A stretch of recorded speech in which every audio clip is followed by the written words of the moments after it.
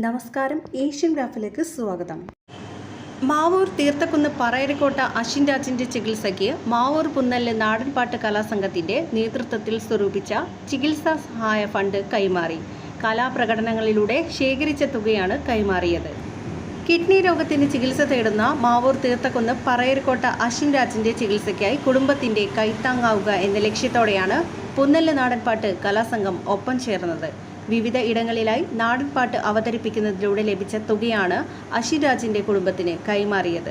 ഈ നാടിന് തന്നെ അഭിമാനമായ, നമ്മുടെ വാർഡിന് പ്രത്യേകിച്ച് മാവൂരിന് ഒരു പ്രദേശത്ത് അഭിമാനമായ ഒരു പ്രവർത്തനം കാഴ്ചവെക്കുന്ന, ജീവകാരുണ്യ പ്രവർത്തനം കാഴ്ചവെക്കുന്ന ഒരു സംഘടന തന്നെയാണ് നാടൻപാട്ട് ഈ കലാസമിതി.